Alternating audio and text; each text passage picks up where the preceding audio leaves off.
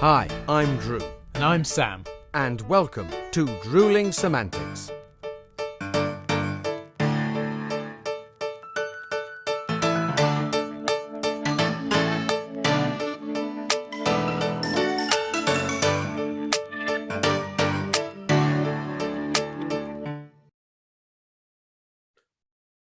Well, it's nice to not see you. Sam. Where are you, buddy? Sorry, mate. I was getting me drink. I thought I'll log in because then when you come in, it'll already be there. But you beat me to it. So it's a beautiful view of the sign in the background. And what are you drinking? Are you still healthy and wealthy and wise? Of course I am, mate. I'm keeping trim for filming, aren't I? Because if I gain 2 stone, then it might be noticeable. 2 stone would be. Well, I'm on the coffee. I'm just keeping myself awake. I've just been quite a busy few days, so just keep yourself awake there. Go on then. You say you've been busy. What's it taken the shape of, your busyness? That's a weird way of excuse me. Lots of, obviously, one show is out of the way, and luckily I can move on with the next. But Verona and I we've been holding auditions, pre-production for Christmas, but we've also, in between time, been preparing for a little show that we're putting on at Halloween. So it's our Hocus Pocus Halloween. So we've been working on that, and I'm almost relaxed and chilled out occasionally. No, surely not. You don't do that. Not much. No.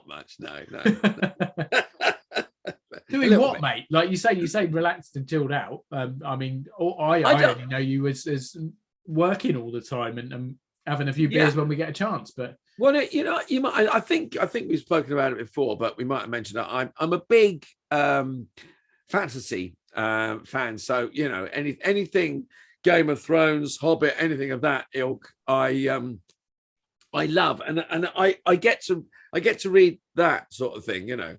God, geez, for anyone not watching on YouTube, sorry, just picked up what looks like War and Peace. It's only part 1. There's 4 parts of this novel to get through. So. But no, I'm a big fantasy fan. I like so I've been jumping on Netflix and catching up with few bits and pieces on there. But pure escapism in the evening, just sit back, put my feet up and read about Dungeons and Dragons. Now you've just triggered something in my brain there, because as people are probably well aware, we have a guest this week. It's another guest week. We're very lucky to be joined by the very talented gentleman who, and the reason there's a trigger here, and God forbid we ever do a segue, Drew, but there may be one approaching. It's on the horizon. Here it comes. You mentioned dragons. That is the connection that I have with this next guest. And that's, do you know what? I'm not going to say any more than that. We are connected via dragons. I think, I'm sure it will come up at some point. But other than that, he's a very talented actor. He's a very talented writer. And I suppose the best thing to do really is to get him in, have a chat with him, and then he can explain all. Yeah. Well, hopefully, yeah. and more besides, I'm sure. So, ladies and gentlemen, Drewling Samantics, fans, followers, listeners and watchers, please meet the incredibly talented Mr. Nicholas Benjamin. And ladies and gentlemen, fresh out of the waiting room, our wonderful guest this morning, Mr. Nicholas Benjamin. Nick, how lovely to see you. How are you doing? I'm doing good. Thanks for having me on. Absolute pleasure. Thanks for joining us. Indeed. Thank you. Now, we've met this morning. I know you know Sam, but we've got lots of lovely listeners and viewers out there waiting to meet you, champing at the bit to meet the man who is Nicholas Benjamin, a man of many parts, which we will find out about shortly. But just for those of us who don't know you as well as we should, just give us a little brief introduction to the man who is Nicholas Benjamin. So I'm a London-based actor. I've been acting for the past 10 years. I'm also a writer. Been sort of balancing those for the past few years. I direct, I lecture in universities and colleges, And yeah, I'm a workaholic basically. People go, I've got a lot of friends who go, when are we going to see you? I'm like, no idea. Basically, just chuck something at me, and hopefully I'll notice you're still there at some point. Amazing. Excellent stuff. Yeah. Now, so as Drew said, we do know each other fairly well, and it is, for want of a better phrase, the elephant in the room, and we need to get it out in the open immediately. And I'm shaking your head already because you know what's coming next. We can't avoid this. Now, I said elephant in the room, but actually, an elephant pales in comparison to what is actually in the room, which is, and do not adjust your YouTube sets, viewers, or your ears. It's a giant pink dragon. Nick, care to explain why there is a giant pink dragon in the room? Oh God, I love this story. Back in 2015, I was in a show called I'm going to mispronounce this. I couldn't even pronounce it when I was doing it. Jungly Jaguda, I think the name is. Which, to put it bluntly, it was a Pakistani panto, and it was a mixture of a British panto with Pakistani folklore, basically. And that year I played the understudy to the character which you would later play, and I also played a giant pink dragon called Fifi, who was sort of the pet to the main villain, the witch character. Anyway, fast forward a couple of years, they changed the cast around, but I got a phone call saying, do you want to come back and play Fifi? We've got some ideas for it. And I think the first time I actually met you was when they introduced Fifi to the rest of the cast. So there was you guys been rehearsing, I got called in, and Fifi's first entrance was dancing and singing to I Will Survive. Yeah. If I believe correctly. Yeah. And yeah. And again, I must have had a like for it, or a like for you guys, because I came back again for a third time. It was a trilogy. It was a weird version of Lord of the Rings, but with dancing and random pop songs and giant rapping dragon. Yeah, I mean, I did briefly mention something along those lines to Drew when we were doing our intro before you joined us. It was quite the experience, wasn't it? As you said, Jungly Jadagar turned into this 3-part extended story, and I think you nailed the description. I think it's probably how I've described it before: Pakistani panto, very sort of traditional Pakistani origin children's stories or tales, mixed with the kind of humor and style of British pantomime. So we had comics in myself and my counterpart, who played brothers who were basically useless, stupid idiots, almost like a version of the Chuckle Brothers, who incidentally saved the day on numerous occasions. You had the lead was a princess but she was sort of a fighting and heroic princess rather than the traditional sort of rescue the princess. So all sorts of different elements. We had the evil queen and yes, her pet dragon Fifi. Just a very surreal but immensely rewarding experience. We got to perform in some, I mean, where we were Olympia, Olympia, and then on to South Bank. South Bank in London. So amazing experience. But and that's just a small part of the acting world that you're immersed in. So not every day you get to play a pink dragon, although for you it was quite regularly for a couple of years. It's a highlight. I'm not gonna lie. Yeah, but I'm not even joking. It was actually a really nice sort of break, just a chance to be ridiculously silly. Yeah, it was. I actually really enjoyed it, even though it was a great anecdote. Oh, absolutely. But take us to some of your less sort of pink and dragony themed acting work. Give us a bit of a background on your acting side of things. So I went professional shortly after finishing uni. I didn't go to drama school. I actually cancelled my last 3 drama school auditions. Basically, back to 2012, I was stressed out. I was knackered. The auditions that I was doing, I wasn't getting anyway. And I realised this is never going to happen whilst I'm in this state. I need to recharge. But I sort of promised myself at the time, I will spend a year sort of practicing, training, working, and then I'll try again. But if a series of jobs comes up, I will take the jobs and I will just try and learn as much as I can on the job, if you like. So started off fairly quickly getting comedy roles. My first professional role was Andrew Aguachik in 12th Night. I then followed that on with Mason, who's like a Baldric clone in Journey's End. And that sort of really stayed with me for most of my career. People sort of go, well, you've got a silly face. I sort of, yeah, no, that's actually a comment that the casting director has said to me. You've got a silly, lovable, sort of village idiot face, which I put on my spotlight. You know, it's down there in description. Tall, dark-haired, stupid face. But I sort of embraced that and sort of went, okay, well, this is my bread and butter. Comedy is obviously my main sort of staple. But over the years, I've sort of been trying to break out of that.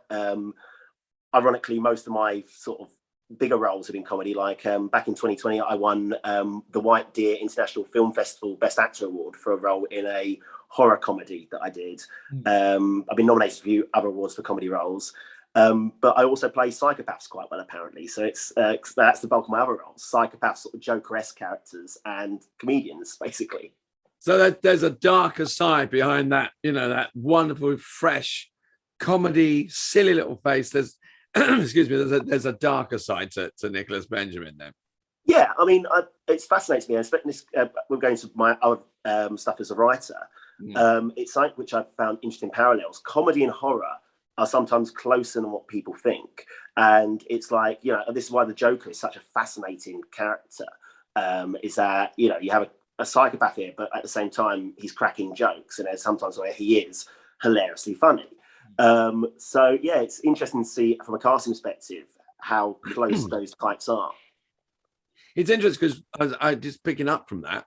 I know someone said years ago, watching a horror film and being scared, the one thing you want to do is to have a giggle, because you want to diffuse that situation. So some of the best horror actors have been the ones that can turn around and just make you laugh the next second, because that's what, as a human being, you want to laugh. You don't want to cry. You don't want to be, you know, you want to go, it's all right, everything's fine, I'm laughing again. So I suppose the crossover between the two is very handy to be able to do. Yeah, it's like one of the short films that I did recently was called The Postman. And I played this ironically a postman whose daughter is killed in a hit and run.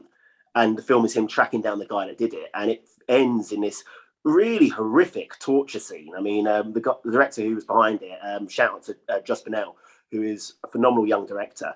He really spent a long time doing this torture scene, working in blood and effects. But you look at it and you go, yeah, it's horrific. And you get to a point where you do start laughing. It sounds horrendous, but you're like, oh God, what? Oh no, he's going to do that next. Oh, make it stop, please. Yeah.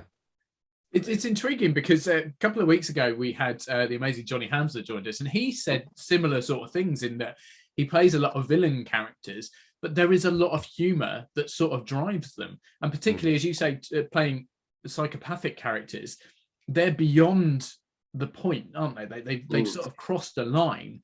And that is why it's almost infamous that a villain will have this crazy laugh, because they are driven by their own insane and dark humor. So there is this amazing sort of combination in there. But you mentioned, Nick, that it's taken, you've done a lot of sort of stuff on the writing side that has focused on sort of horror and comedy blends. Tell us more about the writing, because that's something that's sort of almost taken over your life now, hasn't it?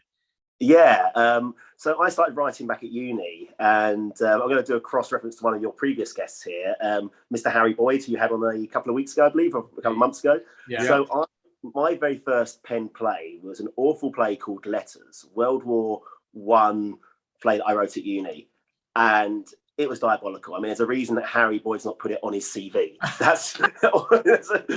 And there's a reason I've gone around destroying all copies of it. But I had this massive knockback at uni. I thought, you know, I'm a rubbish writer, you know, I'm never going to do it again. And I started writing in my spare time. Basically, it's a stress release. As we all know, acting is a very stressful career, and there is so much uncertainty. I sort of fell into the habit of writing, you know, once or twice every week, not with the idea of publishing or, you know, giving these to a film company, but just as an exercise myself, going, okay, let me let off steam. And the thing about when you do something repeatedly, you gradually get better at it. And I sort of I've always been good at clapping eyes on myself and going, that's not good. That's not good. I'm not one of these people that goes, no, this is the best thing ever.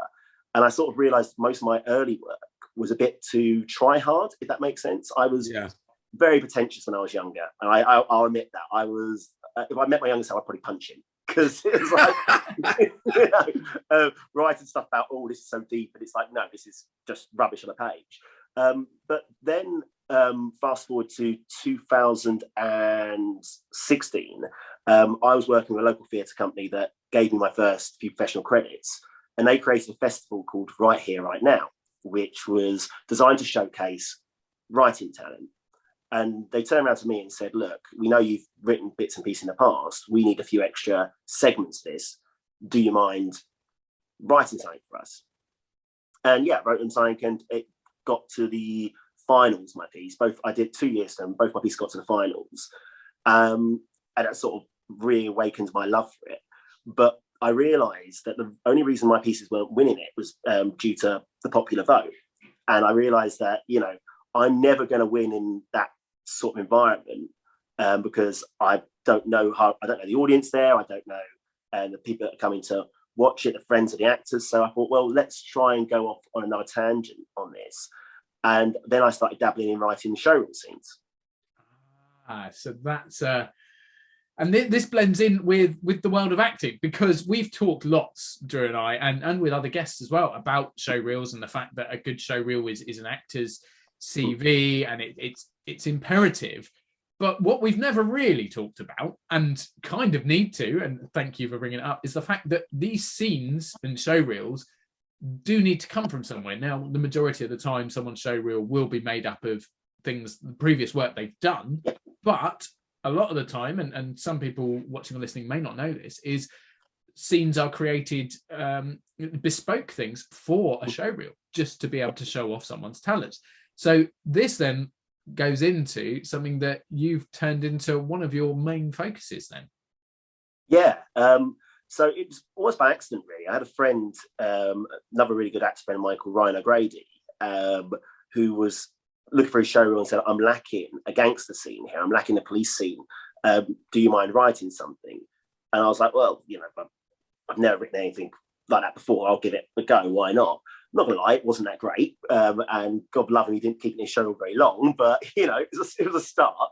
But again, it taught me certain aspects that I still use today. So for instance, I know that my advice to actors when I'm doing my lectures in unis is I think it's always better to make a showreel out of work you have done, basically. I think it shows you more you as a working actor rather than someone who's paying for something. But obviously, life doesn't always work that way. Getting footage is very hard. Getting into projects where it's filmed is hard, and getting the footage back is even harder. Mm-hmm. So my sort of premise that I've always gone with is that I say I write showreel scenes. I don't classify them as scenes. I classify them as short films. I write more pages than is needed. So, you know, showreel scene would be 1 or 2 pages. I write 7 pages of a self-contained short, which focus on 1, 2, or 3 characters, 1 location. And the idea is that you can, out of that 7 pages, you can potentially take a handful of bits which would work. And I think that it does help with developing the idea of a character and showing you portraying that character. It's hard getting 2 pages of dialogue and going, right, I've got to create a character out of this. But if you get a fully formed world around these characters, and you can believe that this 7 minutes could expand into a feature film, say, that gives you a lot more to play around with. Do actors come to you with specific requirements to say, I'm good at this, I want to be, or this is what I want to sell here, and then you take that and you write that around that? I mean, my showreel has come from work that I've done, and I've sort of been able to, I'm pleased enough with it to cover what I need and what I'm selling. But I mean, if you haven't done something, you think, I want to display it, how demanding can that be? Or can you say, well, look, taking what you said, the premise of the short movie, can you win people round and say that, this is what I think you can do? How well do you need to know an actor to write for them in that instance? It's a very good question. It comes down to how much the actor is willing to open up to me. So I get some clients that come in and go, I want this done in a day. Because I want to film it next week. This is what I want. I'm not willing to shift on it. And I go, okay, look, you're paying me, so I will write that. But my favorite clients are the ones that come to me and go, look, here's my current show reel. Here's a few clips from shorts that I've done. I haven't got a show reel per se. What do you think I'm lacking? What do you think I could do with? And this goes hand in hand with directing and casting, is that you look at it and go, right, so I generally advise people to have some sort of core characters in their show reel. So for instance, in my show, I have a doctor character. I have a police character, detective. And I sort of look at it and go, right, what is the equivalent of those roles that you can portray? Because some people can't portray doctors, but maybe they can portray, I don't know, a soldier, for instance, and you sort of work it like that. And, you know, it is trying to sort of get them to almost step out of themselves and go, like, do you think you can portray this role? Like, I had someone the other day who contacted me saying, I want a showreel scene that shows me as Superman. And I was like, right, you do realise we have a Superman already. You know, also, not being funny, you are 65 years old and not in the greatest shape. Am I writing this as a comedy, or am I writing this as, no, serious? Okay, so do you want me to write it as, you know, it's a Superman at the end of his life? No. I want to play Superman in his prime. And at that point, you sort of go, anything I say about characterization and casting is not going to sink in anyway. So you sort of go, right, pay me the money, I'll write you the scene, basically. Yeah. There does have to be some flexibility, I guess. That's quite a unique, interesting one. But I imagine that is very sort of rare to get that kind of thing come up. And there's a big difference, obviously, between writing bespoke pieces for people that have given you a brief, and of course the writing you do, which could be, I suppose, described as either for yourself or as a passion project.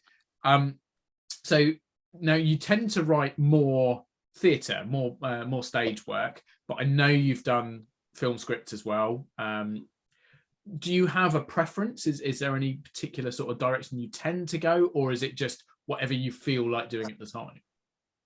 It varies. So if it's for clients, I find theatre a lot easier to write, simply because 99% of my clients will come to me saying, I want and this is actually a quote I've had a few times, a Tony Award winning script. And actually go, and I have it on my profile, my professional profile, cannot guarantee Tony Awards, because it's like, you know, but with that you go, okay, look, let's take a few steps back, let's work with it. And people 9 out of 10 have seen or have been in contact with more theatre than you know, films past the blockbusters usually. You know, it's easier to find clients who are theatre lovers than who are massive film buffs. So you can sort of go, okay, well, Tony Awards is one thing, West End and Broadway one thing, but what was the last show you saw? Okay, you saw it in this little pub theatre in Clapham. Okay, did you like that? Let's work with that, and let's work off that. Whereas film, if you get film lovers, they come in, they seem to know a lot more of what they want. I think that if a film lover who looks beyond blockbusters and the sort of mainstream films knows a lot more about what they're going for, and that is great, but also there's a larger pressure on me as a writer to make sure I hit those points. With theatre, I obviously give them the best work possible, but there's a bit more leeway and artistic interpretation. With film, it's like, no, you've got to hit these points. Myself personally, it's my own personal project, theatre will always be my first love. Simply because you can get away with doing so much more with a theatre script. You can do so much more on a smaller budget. With film, that doesn't always read very well, which is why when I write films myself, I usually set them in one location, one central location, and, you know, try and keep the special effects out of it as much as possible. No, it's a bridge too far otherwise, isn't it? Yeah. Now, I mean, having the two strands running, we're talking about the writing at the moment, and we you know, Sam and I have mentioned the unwelcome guests, you know, lockdown, etc. It must have had some effect somewhere, because I mean, if you stop, we all stopped acting, or most of us did, for a short while, or for some length of time. Did that switch you around to writing, or how, I mean, were you massively affected by the lockdown? Were there any cancellations, anything that you were going, your project? I mean, I know personally, I was about to go on tour and then suddenly the door slammed in the face. How did you fare with projects and upcoming stuff? Yeah, it was a complete hole, and I just moved to London fully at that time, literally the month before the unwelcome guest came knocking on everyone's door. Wow. And I was in a position where I was like, I'm feeling good. This could be, it sounds cliche, this could be my year, basically. I had some feature films lined up, but I also had this project called Immersive Dracula. I'm a huge Gothic horror nut, always have been, always will be. And I have a lovely friend called Neve who seems to think that I'm a good director. Whether I am or not remains to be seen. Because ironically, Dracula couldn't survive the unwelcome guest. We postponed it, and we said, okay. Basically, it was a profit share. And I'm always, whenever I direct or produce, I'm always straight with the actors. I always say, look, this is what we can definitely offer. I'm not promising anything more, because I don't want to disappoint. So we promised profit share. We had this amazing actress in the cast called Abby, and she had a bit of a YouTube following. So she did this amazing, I think it was 48 hours Gothic reading live stream, and it raised, I think, about 16 grand or something like that. It was, it raised a lot of money. That's phenomenal. We basically said, okay, we put the money into the sort of business account, and we said to the cast, you've got an option. You can either take your cut right now and give it to you, no questions asked, or you can use it like an ATM. The money's not going anywhere. I can't touch it. All I can do is transfer it to you guys, and use it when you need it. And that saved quite a few of our actors. A lot of them were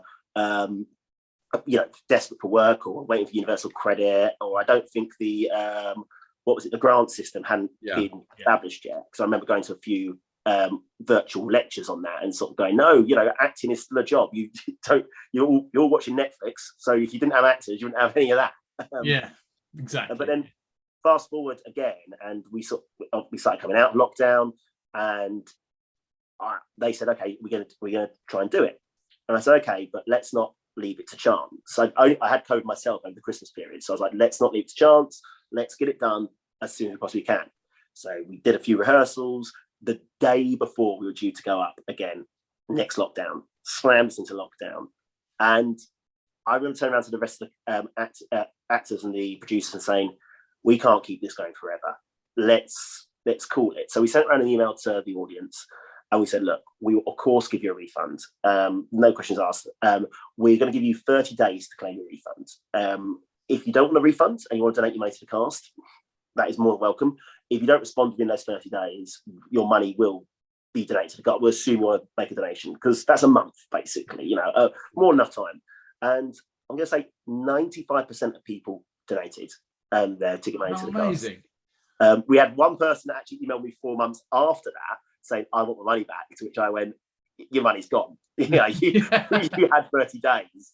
They went, oh, this is disgraceful. You should be ashamed of yourself. So in the end, I just went, look, your ticket was 13 quid. I'll give you 13 quid out of my own pocket in that case. But it really showed you, it restored your faith in humanity, basically. That's amazing. Amazing that so many people were willing to support the arts, despite I don't want to be a broken record. Drew and I have we talked about it a lot of the time and very sort of briefly afterwards, but the support wasn't there from the government for a long time.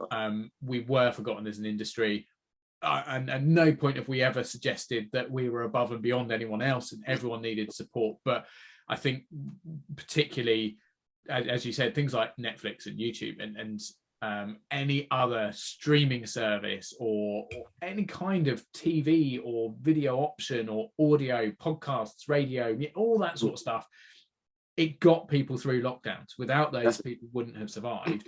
And actually, it was bloody essential. But anyway, we're very much growing now. We're beyond those points, so we try not to obviously focus too much. So Immersive Dracula sadly did not come to pass. No. But I'm more than aware that there are a couple of projects that you've been involved in or written or directed, or a combination of both, that have got some real legs to them. So in particular, Absent Thoughts, which I believe was nominated for an award. So can you talk to us about that? Yeah. So as a writer and actor, the worst thing you can say to me is you shouldn't do that. You shouldn't be in that. You shouldn't write that. You shouldn't direct it, because I'll go challenge accepted, basically. Yeah. And so Absent Thoughts was partly based on my own story and also partly based on stories of a few of my mates. And it focused on male domestic abuse, which does happen. As much as people go, oh, it's a minority. I think the official figures are something like 5%, basically. And people go, oh, that's so small compared to female domestic abuse cases. And my standpoint has always been, if it's more than 0%, it's too much. 1% is too much. And no one was writing about this. This was a thing that no one was sort of commenting on.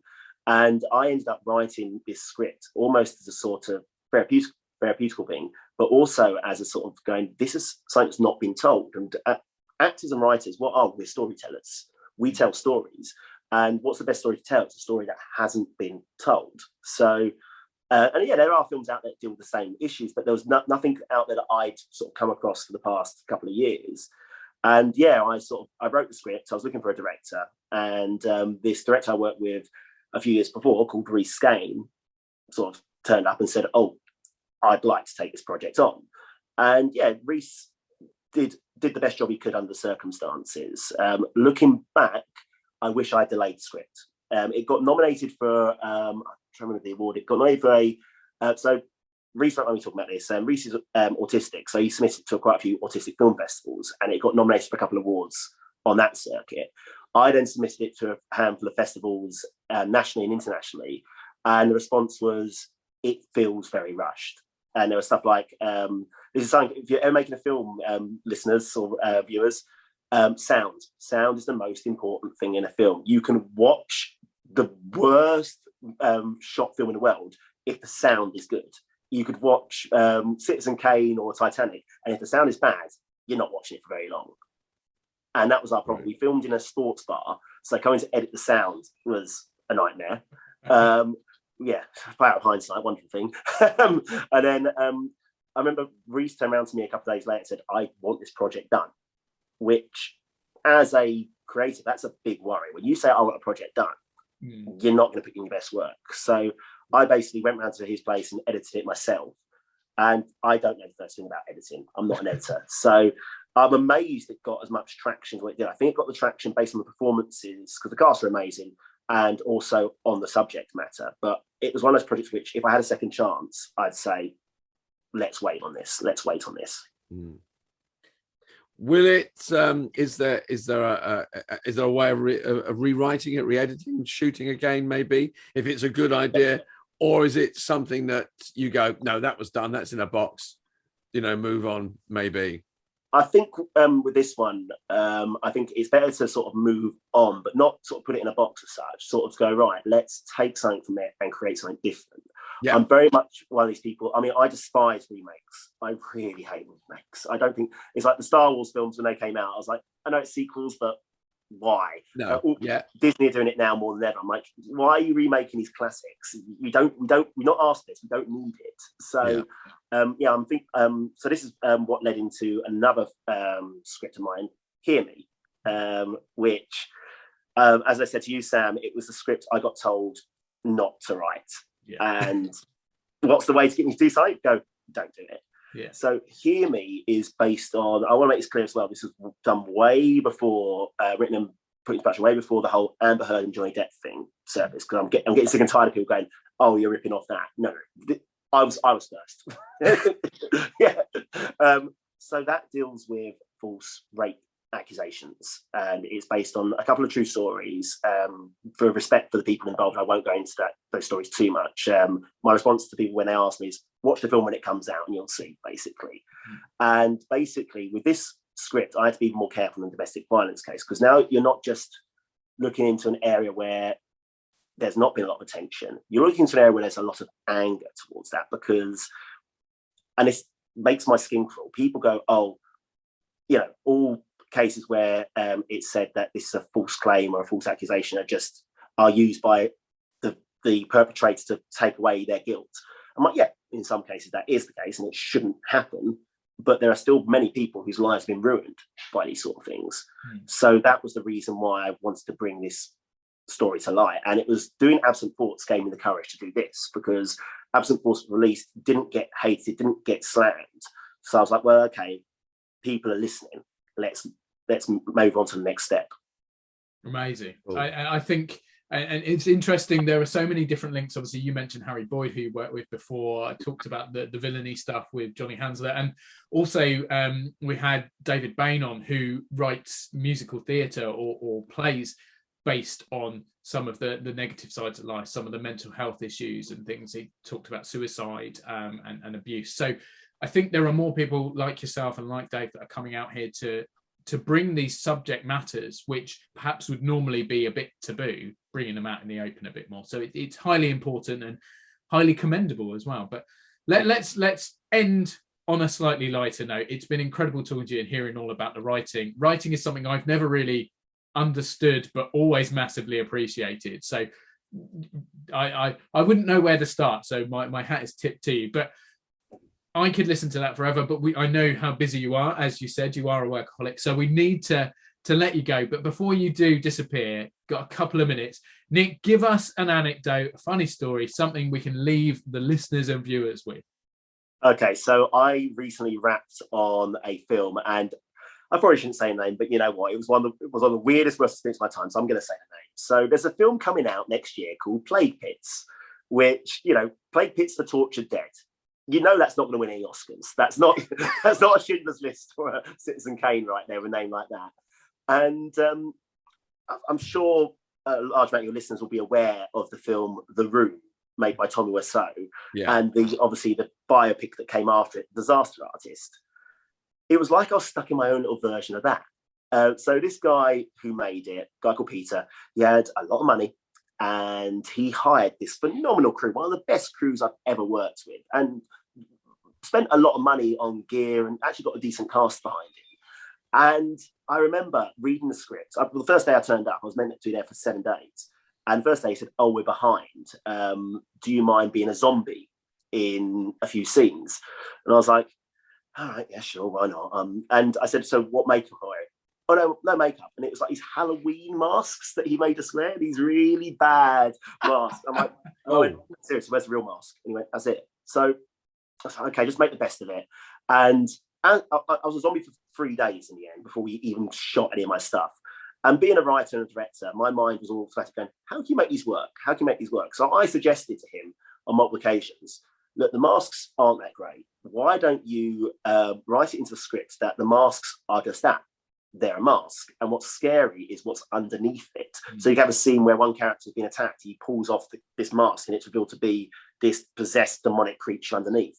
And every time I did a suggestion to Peter, he'd go, yeah. Well, that's really interesting. Yeah. And he goes, but no, what we're going to do, we're going to shoot a scene with blood pouring out the eyes of this mask, or just something random. So it got to the stage on the 7th day. I'm cold. I'm knackered. I've tried so hard to make this film work. And there's a bit in this final scene where I noticed that there's a huge continuity error. And that's because we've just done my death scene. My spoiler alert, I die. Just on my death scene. And my costume has been ripped to shreds. I've been basically torn apart by a zombie. And he goes, we're going to be filming some montage shots of you walking through the woods. I went, what? As a zombie? He goes, no, at the start of the film. I went, Peter, my costume's gone. My costume's blood-stained rags. Yeah, well, it'll be fine because we'll shoot you from a distance. No, it's not going to work, Peter. May I suggest you can this? No, we'll do this. And I just snapped. And I just said, I'll go fuck myself, shall I? And he, nowhere to lie, he just stood there with, yeah. As I was walking off, it was just like, okay, nothing I've said over the past 7 days has sunk into his skull. Unbelievable. I think there's a hair tearing moment for every one of us, but sometimes you just have to go, that's it, I'm done, I'm out of here, Yeah. But saying I'm done, I'm out of here. Yeah, I mean, we say it a lot, but we really mean it, Nick. There's so much that you've told us, but there's so much yet you could tell us. Will you come back and do another episode for us one day, mate? Absolutely. Brilliant. Been a pleasure. Brilliant. Been an absolute pleasure having you, Nick. Thank you so much for joining Thank you. us, and look forward to seeing you soon, mate. Thank you, guys. Really appreciate it. See you Have later. a good day, mate. You Thanks, too. Nick. Bye.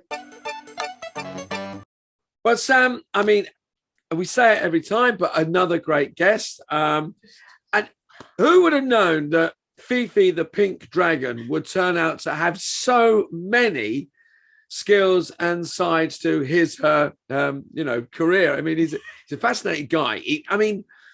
Before we came on, I had a little look at, as I do to a lot of our guests that I'm not that familiar with, I had a little look at Nick's his credits on for film and telly and writing.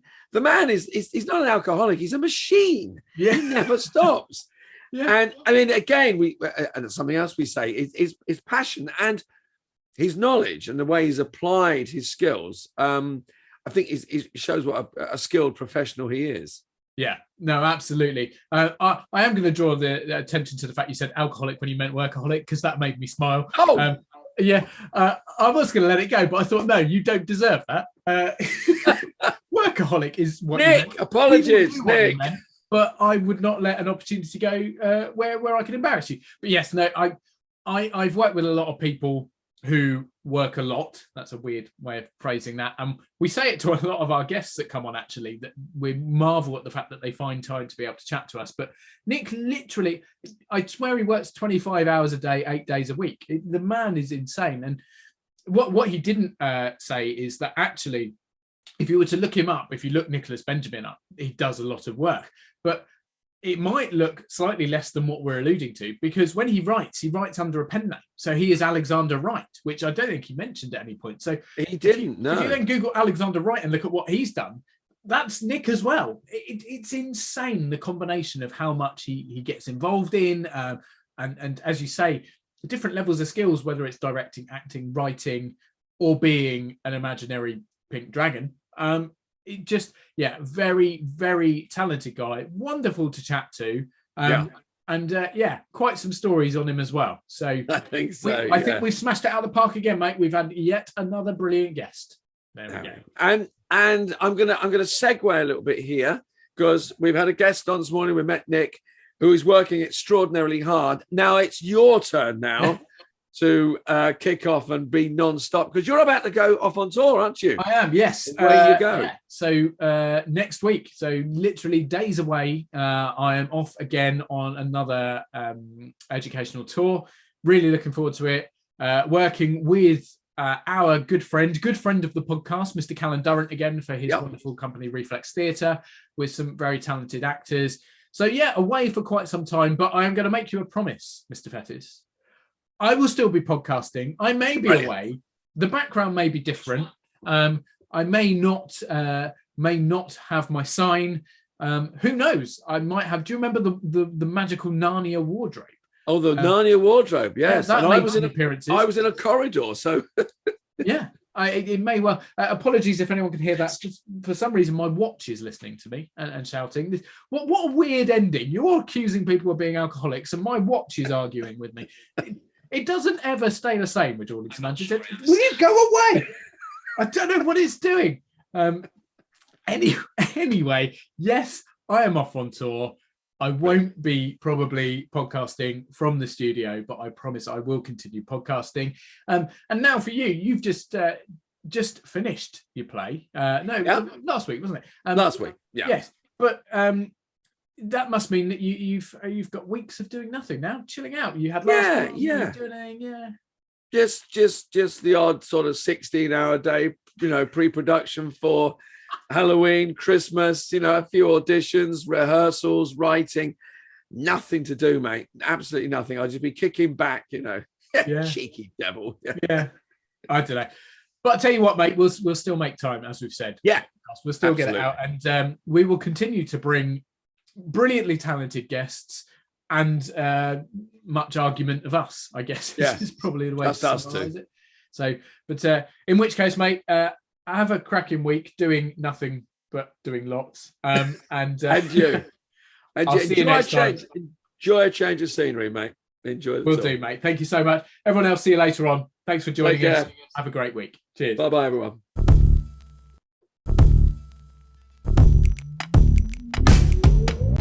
Thanks again for watching this episode of Drewling Samantics. Please make sure you subscribe to our channel and turn on notifications so you never miss a new video. Don't forget, we're also available as audio only. Just search Drewling Samantics in any good podcast app. And please support us on social media. All our links and handles are on screen now. We love welcoming new followers and subscribers, so why not share with your family and friends so they can join in too? Thanks very much. See you next time.